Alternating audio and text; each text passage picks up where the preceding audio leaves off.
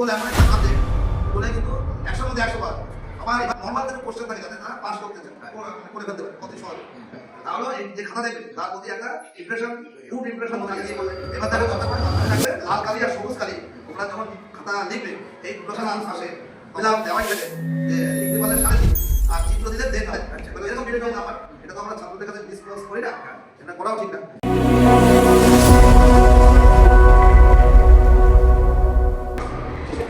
আমাদের মধ্যে আজকে কিন্তু উপস্থিত রয়েছে ভূগোলের একজন বিশিষ্ট শিক্ষক এবং এক্সামিনার। স্যারকে আমরা ধন্যবাদ জানাই আমাদের অনুষ্ঠানে আসার জন্য। প্রথমেই কিন্তু আমরা স্যারের থেকে শুনে নেব যে তোমরা যারা এই সীমিত সময়ে মাধ্যমিকের জন্য ভূগোলের প্রিপারেশন নিচ্ছ তাদের এই মুহূর্তে কি করণীয় রয়েছে। স্যার হচ্ছে অসীম মিস্ত্রি মহাশয়। স্যার কিন্তু একজন বিশিষ্ট শিক্ষক, একজন ভূগোলের পারদর্শী শিক্ষক। তো স্যারকে প্রথমেই স্বাগত জানাই আমাদের অনুষ্ঠানে আসার জন্য। নমস্কার, তোমাদেরও অভিনন্দন রইল একটা সুন্দর প্রচেষ্টা করার জন্য, যাতে ছাত্রছাত্রীরা আগামী যে 2026 মাধ্যমিকে পরীক্ষা দেবে সেই পরীক্ষায় ওরা যাতে ভূগোল বিষয়ে যাতে ভালো নাম্বার ক্যারি করতে পারে সেই সম্বন্ধে আমি কিছু টিপস আমার চ্যানেলের মাধ্যমে দেব। আমাকে আমন্ত্রণ করার জন্য তোমাদেরকে আমি অভিনন্দন জানাই। ধন্যবাদ স্যার। ছাত্রছাত্রীদের মধ্যে স্যার প্রথম যে কোশ্চেনটা আসে সেটা হচ্ছে এমসিকিউ টাইপের যে কোশ্চেনটা, ওরা কিন্তু ওই কোশ্চেনটা থেকে প্রথমে বাধাপ্রাপ্ত হয়, কারণ কোশ্চেন সেটাদের ক্ষেত্রে এমসিকিউ কোশ্চেন প্রথমেই আসে। এবার ওদের জন্য স্যার কিছু টিপস যদি দেন যাতে ওরা এমসিকিউতে 36-এ 36 পায়। আচ্ছা, 36 নাম্বারটা বিভিন্ন ভাগে ভাগ করে তোমার আলোচনা করা আছে, মানে বিভিন্ন টাইপের কোশ্চেন হয়। একটা সঠিক উত্তর নির্বাচন, এটা সাধারণত 14টা থাকে, 1 থেকে 14 নম্বর। এইবার এই এমসিকিউ লেখার ক্ষেত্রে আমরা যারা খাতা দেখি, আমাদের তো বোর্ডের থেকে এক ধরনের ইনস্ট্রাকশন থাকে। এবার দেখবা যে দাগ নাম্বার, এবার তুমি ভুল বাক্য উত্তর লিখতে পারো, আবার কেউ আবার করে শুধু দাগ নম্বর দিয়ে যেটা অপশন সেটাও লিখতে পারে। এই শর্ট কোশ্চেন লেখার ক্ষেত্রে এমসিকিউ মেন ফ্যাক্টর হচ্ছে দাগ নাম্বার। দাগ নাম্বার কিন্তু অনেকে ভুল করে, ধরো 1 এরকম যে প্যাটার্নগুলো আছে কোশ্চেনের পেপারে আমরা যে নাম্বার দেখবো সেই নাম্বারই দিতে হবে, তোমার খেয়াল খুশির মতো নাম্বার দিলে হবে না। এবং দাগ নাম্বারটা শর্ট কোশ্চেনের ক্ষেত্রে খুব ইম্পর্টেন্ট। এবার তুমি দাগ নম্বর দিয়ে ফুল বাক্যও লিখতে পারো, চেষ্টা করবো ফুল বাক্যের। এবার তোমরা তো বিভিন্ন জায়গা থেকে তোমরা আসছো, কেউ টিউশনি পড়ছো, কেউ স্কুল থেকে মানে স্কুলের শিক্ষক যেভাবে বলছে, এবার তোমরা চেষ্টা করবে যেভাবে তোমরা শিখেছো। এখন এই শর্ট টাইমের মধ্যে নতুন করে কিছু বলার তোমার মানে শেখার দরকার নেই, তোমরা যেভাবে শিখেছো সেইভাবে তোমরা উত্তর দেবে। মানে যদি তোমরা ভুল বাক্যে উত্তর লেখা প্র্যাকটিস করেছো তা সেটাই দেবে, কিংবা কোনো ছাত্র যদি দাগ নম্বর লিখে ডাইরেক্ট উত্তর লেখে তাতেও হবে। এখানে কোনো বোর্ডের কোনো গাইডলাইন নেই যে এইভাবে লিখতে হবে। ওদের সঠিক উত্তর যদি তোমরা লিখতে পারো তাহলে মানে সঠিক ফুল নাম্বার পাবে, এখানে নাম্বার কাটার কোনো জায়গা নেই। ভূগোল এমন একটা সাবজেক্ট, ভূগোলে কিন্তু 100 মধ্যে 100 পাওয়া যায়। এইবার ভূগোলের আমরা যারা খাতা দেখি কোশ্চেনগুলো এমনভাবে হয়, কিছু কিছু কোশ্চেন থাকে মানে ভূগোল সাবজেক্টে ভালো ছাত্রছাত্রী যারা, আবার নর্মাল কিছু কোশ্চেন থাকে যাতে তারা পাস করতে চায়, মানে করে ফেলতে পারে অতি সহজে। কোশ্চেনের মিক্সটা হয় না। এইবার তোমার যেটা বললে সঠিক উত্তর নির্বাচন, শূন্যস্থান পূরণ থাকবে, তারপরে তোমার সাজিয়ে লেখো, বাম দিকের সঙ্গে ডান দিক সাজিয়ে লেখা। এবার সাজিয়ে লেখাটা অনেকে আবার ভুল করে, ডান স্তম্ভ বাম স্তম্ভ। তোমরা যদি তীর চিহ্ন দাও তাহলে ডাইরেক্ট এইভাবে তীর চিহ্ন দিয়ে যেটার সঙ্গে যেটা মিল খাচ্ছে লিখবা, কিংবা প্রথমে বাঁ দিকের কলামটা লিখে এবার ডান দিকের কলাম লিখে যেটার সঙ্গে মিল খাচ্ছে এইটার সোজা সেই উত্তরটা লিখে দেবে। তার মানে ক খ গ যদি থাকে, কিংবা রোমান 1 2 3 4 যদি থাকে সেইভাবে তোমরা সামনাসামনি লিখবে। দুটো উপায় করতে পারবে। এবার কাটাকাটি হিবিজিবি করবে না, যাতে আমাদের খাতা দেখতে সুবিধা। আরও একটা এই সঙ্গে আরও একটা তোমাদের মানে তোমাদের মাধ্যমে ছাত্রছাত্রী বলতে চাই, কোশ্চেন যখন তোমরা উত্তর লিখবে, উত্তর লেখার সময় শর্ট কোশ্চেন ধরো এক দাগ শুরু করলে 14টা থাকলো, পরপর লিখবে। তারপরে সঠিক উত্তর মানে সত্য মিথ্যা ফলস লিখলে পরপর লিখবে। তারপরে সাজিয়ে মানে ওই ডান দিক বাঁ দিক সাজিয়ে লেখো, শূন্যস্থান করো, যেরকম থাকবে সেইভাবে যদি উত্তরগুলো লেখো, তাহলে যে খাতা দেখবে তার মানে মাইন্ডটা খাতা দেখতে দেখতে একটা অন্যরকম হয়ে যাবে, ছেলেটা ঠিকঠাক লিখে দেবে। এবার কিছু ছাত্রের খাতা আমরা পাই, আমাদেরও দেখতে কিরকম একটা বিরক্ত লাগে। দেখা গেল শর্ট কোশ্চেন দুটো লিখলো, লেখা পরে আবার একটা বড় কোশ্চেন লিখলো, আবার একটা 10 নম্বরের একটা ছোট 2 নম্বরের প্রশ্ন তুলে দিল, আবার দেখা শর্ট কোশ্চেন আমার পিছনে গিয়ে লিখলো। এইগুলো লিখলে একটা ছাত্রের মধ্যে মানে ইম্প্রেশনটাই খারাপ হয়ে যায়। ইম্প্রেশন মানে এক্সামিনারের খারাপই হয়। এবার সেই জন্য খাতা ভূগোলে নাম্বার তোলার ক্ষেত্রেও খাতা সাজানো একটা কিন্তু ইম্পর্টেন্ট। যে আমরা খাতাটা যদি ঠিকঠাক মতো সাজাতে পারি, তাহলে এই যে খাতা দেখবে তার প্রতি একটা ইমপ্রেশন, গুড ইমপ্রেশন তৈরি হয়। এবার দেখো খাতাটা কীভাবে সাজাবো। ধরো তোমরা খাতাটা দিল, দেওয়ার সঙ্গে সঙ্গে নাম রোল নাম্বার সব লিখে ফেললে। এবার কেউ যদি কেস পেন নিয়ে যাও, এটা বলছে যারা খাতা সাজাবে। এবার অনেকে খাতা সাজায়ও না, যেরকম পায় সেরকম লিখে। এবার সুন্দর স্কেচ পেন দিয়ে সুন্দর করে বাউন্ডারি করে দিলে খুব তাড়াতাড়ি করার পরে এবার ধরো একটা প্রশ্নের উত্তর লিখলে, এবার হেডিং করলে, এবার ধরো একটা বড় প্রশ্ন, ওটা পরে আসছে স্টেপ বাই স্টেপ। বড় কোশ্চেন তুমি লিখছো, লেখার সঙ্গে সঙ্গে তার একটা হেডিং করলে, তার আবার ধরো ধান চাষ, ভৌগোলিক পরিবেশ, এবার প্রাকৃতিক পরিবেশ, আঞ্চলিক পরিবেশ বা এই যে থাকবে প্রাকৃতিক পরিবেশ একটা কালি দিয়ে হেডিং করলে, তারপরে তার সাব যে পয়েন্টগুলো সেগুলো তুমি আবার একটা অন্য কালি দিয়ে করলে। তবে সবসময় মাথায় রাখবে লাল কালি আর সবুজ কালি তোমরা যখন খাতা লিখবে এই দুটো কালি ইউজ করবে না। ব্ল্যাক ইউজ করো, ব্লু ইউজ করো, বেগুনি ইউজ করো, এমন এই ধরনের কালার তোমরা ইউজ করতে পারো, কিন্তু মাথায় রাখবে সবুজ কালি আর লাল কালি খাতার মধ্যে ইউজ করবে। ওগুলো যারা খাতা দেখে তারা ইউজ করে। আর কি প্রশ্ন? আর একটা যেটা বিষয় হয় যে আপনি স্যার এই বললেন দাগ নাম্বারের বিষয়টা, আমরা মোটামুটি যা দেখি অ্যাকচুয়ালি এখন বর্তমানে হলে কিন্তু একটা হল কালেকশনের ব্যাপার থাকে। তা সেখানে দাঁড়িয়ে এক্সামিনাররা যারা কোশ্চেন অ্যাকচুয়ালি রেডি করছে, তারা কোশ্চেনের অনেকগুলো সেট রেডি করছে, যে কারণে কিন্তু সবার সেটে কোশ্চেনের দাগ নাম্বার কিন্তু আলাদা আলাদা হচ্ছে। এবার পিছনের বন্ধু যে রয়েছে তার কাছ থেকে যদি আমি একটা কোশ্চেন জেনে নিয়ে উত্তরটা লিখি, তাহলে কিন্তু মারাত্মক ভুল হবে। এবছরের জন্য বা বিগত বছরের তৈরি হচ্ছে। কোশ্চেনের বিভিন্ন ধরনের তোমার সেট থাকে 1 2 3 4। এইবার এক এক বছর এক এক ধরনের নিয়ম হয়। কোনোবার একই যখন আমরা দেখি সাধারণত এটা তুমি যেটা বলেছো এটা উচ্চ মাধ্যমিকের ক্ষেত্রে ফলো আপ হয়, কিন্তু মাধ্যমিকে যদি এবার এটা ফলো আপ করে তাহলে খুবই সমস্যায় পড়বে। কিন্তু এতদিন পর্যন্ত যা হয়েছে কোশ্চেন কিন্তু সেমই রয়েছে, মানে একটা হলে যদি 30 জন ছাত্র থাকে সবাই কিন্তু একই প্রশ্ন পেয়েছে, মানে প্যাটার্ন চেঞ্জ করেনি আর কি। তুমি যেটা বলছো ওটা উচ্চ মাধ্যমিকে করে, ধরো প্রথমে যে কোশ্চেনটা আছে 1 নম্বরে সেইটা আরেকজনের কাছে, আর পাশে যে আছে তার 20 নম্বরে থাকলো, আবার এই শ্রেণীতে থাকলো তার 10-এ থাকলো, তখন একটু সমস্যা। আর ওটা ভিতরের ব্যাপার, কে কিভাবে উত্তর দেবে সেটা তো আমি বলতে পারি না, আর ওটা আমি বলবো না, কারণ ওটা ছাত্রদের ব্যক্তিগত ব্যাপার, কোন হল কীরকম থাকবে।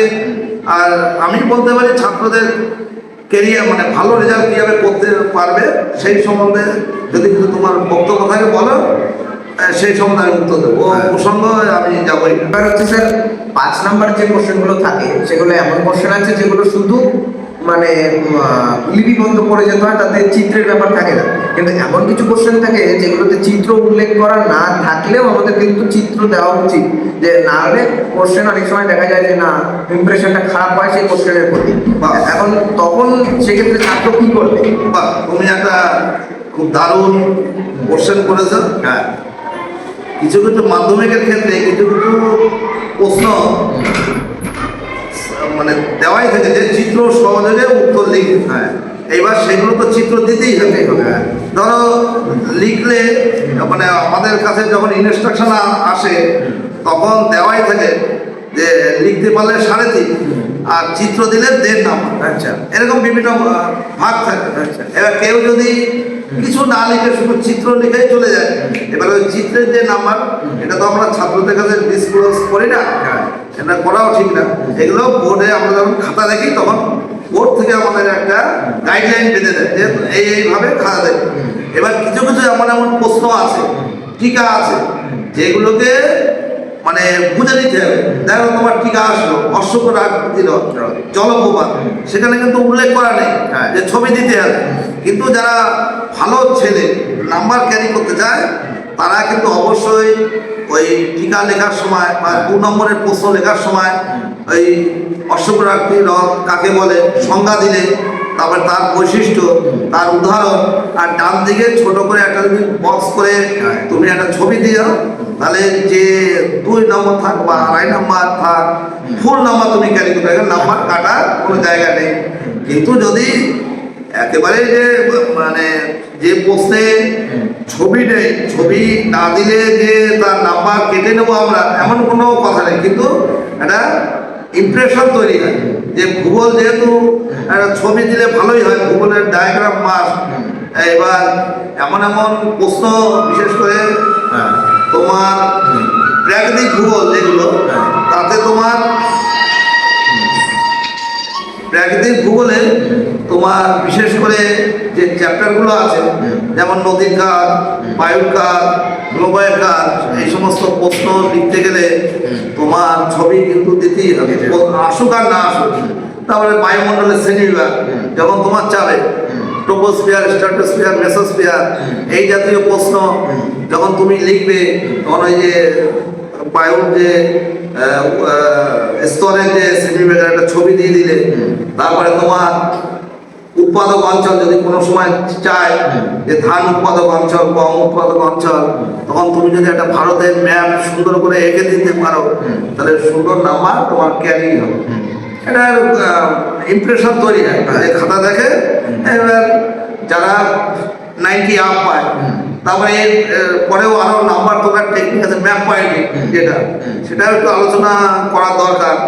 যে আমাদের সাধারণ যে সমস্ত ছেলে মেয়ে যারা কম নাম্বার পায়, তা এবার আমরা সাধারণত যারা একটু বিলো কোয়ালিটি 50 নিচে যে সমস্ত ছেলেরা নাম্বার তোলে, তাদের ম্যাপ পয়েন্টিং আমরা দেখি, কিন্তু মোটামুটি করতে পারলেই কিন্তু আমরা তাদের ফুল নাম্বারই ব্যাপারটা একটা ব্যাপার থাকে কি স্যার, যে না যে জায়গাতে ম্যাপটা পয়েন্টিং করতে হবে তার থেকে দেখা যাচ্ছে সামান্য একটু সরে গেল না, সেগুলো মানে খুব কলকাতা, পশ্চিমবঙ্গের রাজধানী কলকাতা, কলকাতার অবস্থান ম্যাপের মধ্যে ঠিক যে জায়গায়, সেই জায়গায় থেকে একটু 19-20 হলে আমরা নাম্বার দিই। কিন্তু দেখো কলকাতা যেখানে, সেখানে না দিয়ে আমরা দিলাম আরো অনেক নিচে, বাংলাদেশের মধ্যে ঢুকিয়ে দিলাম, বিহারের মধ্যে ঢুকিয়ে দিলাম, তখন তো আর নাম্বার দেওয়া যায় না।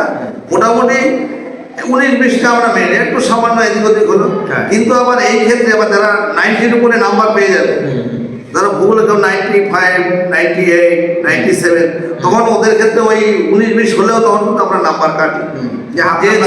হ্যাঁ, অবশ্যই যে ছেলেটা 100 পাবে তার ম্যাপ পয়েন্টিং কিন্তু নিখুঁত হতে হবে। আর ম্যাপ পয়েন্টিং তোমার যে টেস্ট পেপারের যে বেরিয়েছে এখন সরকার তরফ দিয়ে হোক বা আরও যে অন্যান্য সংস্থা যে টেস্ট পেপার, তাতে দেখবা ভূগোলের কোশ্চেনের নিচে যে ম্যাপ পয়েন্টিং থাকে 10টা, সেটাও যদি ছেলেমেয়েরা এই শর্ট টাইমের মধ্যে যদি ভালো করে প্র্যাকটিস করে, তাহলেও কিন্তু ওরা পারবে। এবং ম্যাপ পয়েন্টিংয়ের ক্ষেত্রে তোমার কিছু কিছু চিহ্ন, যেমন পাহাড় পর্বত যখন আসবে তখন পাহাড়ের একটা চিহ্ন দিতে হবে, নদী তীর চিহ্ন দিয়ে দেখা যাবে, উৎস থেকে মোহনা অব্দি নদী কোন দিক থেকে কোন দিকে যাচ্ছে তীর চিহ্ন দিয়ে দেখাতে হবে। এই কিছু কিছু জিনিস একটু খেয়াল রাখতে হয়। আবার কিছু তোমার কোশ্চেন ঘুরিয়ে আসে, ঘুরিয়ে মানে দক্ষিণ একটা প্রশ্ন আসে, দক্ষিণ ভারতের গঙ্গা আমরা কি জানি, দক্ষিণ ভারতের গঙ্গা কোনটা? গোদাবরী। গোদাবরী ডাইরেক্ট না এসে একটু ঘুরিয়ে দিল, দক্ষিণে ধর ছেলেদের মানে মধ্যে কমন আসেনি, কিন্তু এগুলো একটু চোখ কান খোলা রাখতে হবে। যেমন এক্সাক্ট ওইটাই না, ওইটা না একটু ঘুরিয়ে দিতে হবে। হ্যাঁ, প্রশ্ন একটু কিন্তু ঘুরিয়ে আসে। আর বিগত সালে যে প্রশ্ন এসেছে সাধারণত যেগুলো বড় প্রশ্ন, সেগুলো এবারে ফটফট কোশ্চেনে আসতে পারে। আবার যেগুলো ছোট ছোট প্রশ্ন এসেছে 3 নাম্বার 2 নাম্বার, সেইগুলো আবার ব্রড কোশ্চেনে বড় 5 নম্বরের প্রশ্ন আসতে পারে। একটু বিগত কয়েক বছরের প্রশ্নটা একটু ফলো আপ করতে হবে ছাত্রছাত্রীদের। এইবার এখন তো আর সময় বেশি নেই, তাও একবার যদি ছাত্ররা পারে বইটা যদি একটু রিভিশন দিতে পারে ওই শর্ট কোশ্চেন, তাহলে ওরা 36-এ তোমার যে প্রশ্ন ছিল প্রথম 36-এ 36 কি করে পাবে, বইয়ের সঙ্গে কিন্তু একটু যোগাযোগ থাকতেই হবে। এইবার ফল কালেকশনের উপর নির্ভর করে তো হবে না, নিজের একটু বুদ্ধি থাকতে হবে। এবার স্যার তারপরের কথা হচ্ছে 5 নম্বরের যে কোশ্চেন থাকে সেটা ছাত্রছাত্রীরা মানে নর্মালি বইতে যেভাবে পড়ে ঢালাও লেখা থাকে সেইভাবে লিখলে কি তারা নাম্বার পাবে, নাকি কিভাবে লিখলে 5 নম্বরের কোশ্চেন ফুল মার্কস পাওয়া যায় সেটা? ধরো 5 নম্বরের কোশ্চেনে আগেই তো বললাম, যেটা ছবি দেওয়া নেই সেই ছবি যদি দিতে পারে, বলেনি কিন্তু যদি ছবি অ্যাটেন্ড করতে পারে তাহলে ফুল নাম্বার পাবে। এবং একটু সাজিয়ে লিখতে হবে। দেখা গেল তোমার একটা প্রশ্ন আসলো ধান চাষের প্রাকৃতিক পরিবেশ, তা আমরা তো অনুকূল ভৌগোলিক পরিবেশ, যেটা প্রাকৃতিকটা জানতে চাইছি। আমরা অনেক সময় দেখি ছাত্রছাত্রীদের এত মানে পড়াশোনা করে ওরা দুটোই জিনিসই লেখে, প্রাকৃতিক লেখে আঞ্চলিক, দুটো পার্টি লেখে। কিন্তু যেটা প্রশ্ন চাওয়া হয় সেই অনুযায়ী যদি সঠিকভাবে লিখতে পারে তাহলে 5-এ 5 অবশ্যই পাবে। মানে তোমাদের যে ভ্রান্ত ধারণাগুলো থাকে যে ভূগোলের নাম্বার ওঠে না, 5-এ 5 পাওয়া যায় না, কিন্তু এই ধারণাগুলো ভুল। যে প্রশ্ন দেওয়া হয় তার মানে সেই অনুযায়ী যদি উত্তরটা সেট আপ করা যায় বা লেখা যায় মানে সেই বিষয় সম্পর্কে, তাহলে ফুল মার্কস ছাত্র পাবে, এতে মানে কোনো ভুল নেই। আচ্ছা, আর স্যার 2 মার্কসের কোশ্চেন যেটা থাকে, 2 মার্কসের কোশ্চেন ছাত্রছাত্রীরা অনেকেই খুব কম লিখে ফেলে, অনেকেই না, এটা মানে এখন তো শব্দের একটা বেঁধে দিয়েছে, 100 শব্দ হোক কি 90 কি 80 সেই শব্দের মধ্যে লিখতে হবে। এবার অল্প তোমার যে প্রশ্নের উত্তর যেরকম হবে ঠিক সেইভাবে লিখতে হবে। আর তোমাদের তো বিভিন্ন জায়গা থেকে তোমরা তো এখন মোটামুটি রেডি হয়ে গেছো, তোমাদের স্যার ম্যাডাম যেভাবে শিখিয়েছে সেইভাবেই তোমরা চেষ্টা করবে উত্তরটা করার। এখন নতুন করে যেহেতু টাইম নেই সেই জন্য আর বোঝা বানিয়ে লাভ নেই, যেটা শিখে এসেছো সেটা একটু ভালোভাবে ভাষা মজা করো, দেখবা তোমাদের নাম্বার খুবই ভালো।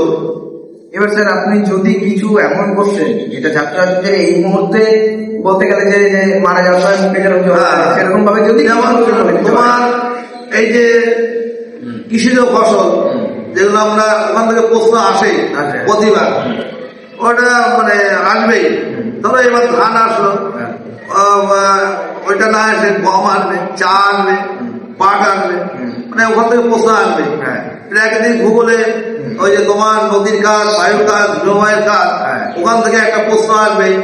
তারপরে বায়ুমণ্ডল থেকে প্রশ্ন আসবে। এই বিভিন্ন যে টপিকস গুলো আছে বা চ্যাপ্টার গুলো আছে এগুলো ফলো আপ করতে হবে এই বছর কোন প্রশ্নটা এসেছে। তারপরে তোমরা তোমাদের স্যার ম্যাডাম যারা পড়ো সেখানে আমি সাজেশনটা আমার ঠিক পছন্দ হয় না, আমিও ছাত্রদের আমাদের স্কুলে যে স্কুলে পড়াই আমি বই মানে টেক্সট বইয়ের উপরে গুরুত্বটা দিই বেশি।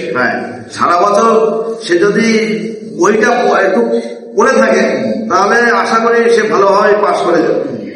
এবং এই যে নদী প্রাকৃতিক ভূগোল থেকে দুটো থাকবে, আঞ্চলিক ভূগোল থেকে দুটো থাকবে, এবং প্রশ্ন খুব বেশি কঠিন হবে বলে আমার মনে হয় না, সমস্ত ছাত্রছাত্রী পারবে, মানে অসুবিধা হবে না।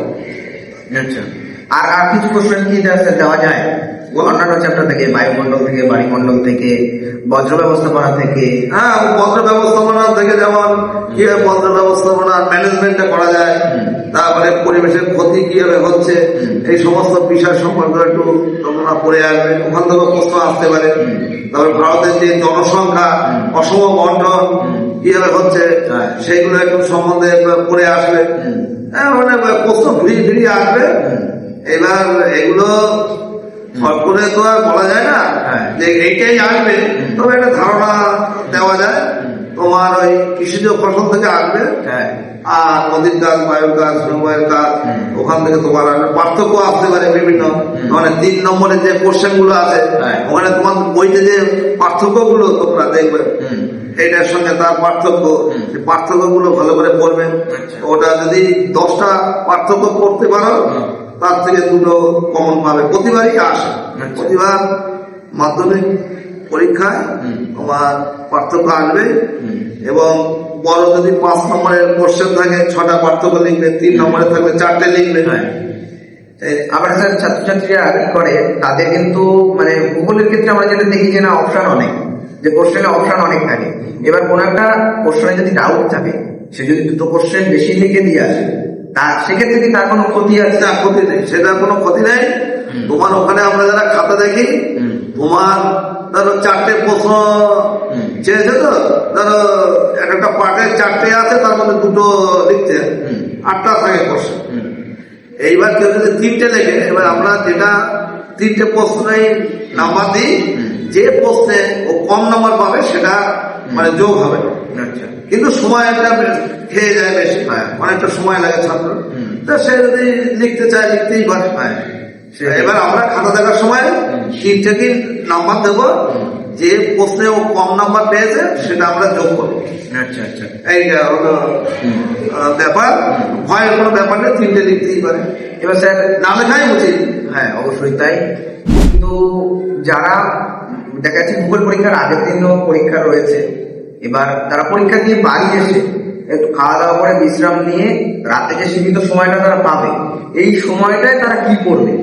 এই সময়টায় তারা যে বইটা তো আর টোটালটা পড়ানো সম্ভব না, মোটামুটি পরীক্ষা যে 1 সপ্তাহ আগে এখনো যে সময়টা রয়েছে, এখনো যদি একটা প্রপার গাইডলাইন রুটিন মেনে যদি তারা পড়তে পারে, তাহলে আশা করি ওরা ভালো রেজাল্ট করতে পারবে। যেমন আগে যদি 5 ঘন্টা পড়তো, এখন সেই পড়ার সময়টা বাড়িয়ে দিতে হবে। ভূগোল প্রতি মানে দিনের একটা নির্দিষ্ট সময় সে ভূগোল বইটা নিয়ে নাড়াচাড়া করতে, নোটস যেগুলো আছে সেগুলো নিয়ে একটু পড়তে হবে। তবে তোমার যেটা বলছো পরীক্ষা মানে একটু আগে থাকতে খেলা, মানে এটাও একটা এক ধরনের খেলা, জীবনে একটা বড় প্রথম তারা মাঠে নামছে, মাধ্যমিক পরীক্ষা দেবে, এবার প্রস্তুতি একটা দরকার। এবার আমি নেমেই 6 হাঁকাবো তো হয় না, আগে তোমার প্রস্তুতি নিতেই হবে। এবার সে যাই করো, এইবার তোমার এখন যা সময় আছে একটু যদি প্ল্যান করে তোমরা যদি ছাত্ররা চলতে পারে, এই সময় নষ্ট করা যাবে। আর বিশেষ করে এই মোমেন্টে 1 মাস আছে, মোবাইলটা ইউজ করা যাবে।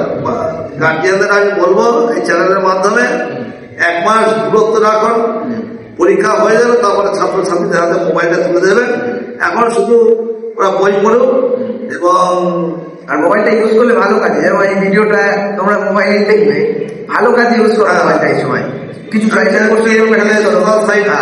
ইয়ে করে, চ্যাট করে, এইসবগুলো মানে ইউজ করতে বারণ করছে, কারণ এটা নেশার মতো মোবাইলটা। তা তোমাদের পরীক্ষা হয়ে গেলে তখন করবে। এবং আশা করি এই চ্যানেলটা যদি তোমরা সবাই ফলো করো, আরো বিভিন্ন সাবজেক্টে তোমরা কিভাবে ভালো রেজাল্ট করা যায় সেগুলো শুনতে পারবে। এবং যদি এই চ্যানেলের মাধ্যমে যদি কোনো কোশ্চেন ভূগোল সম্বন্ধে জানতে চাও, সায়নের মাধ্যমে তোমরা যোগাযোগ করে আমার সঙ্গে যোগাযোগ করতে পারবে। আমি সবসময় তোমাদের পাশে আছি, সঙ্গে আছি। নমস্কার।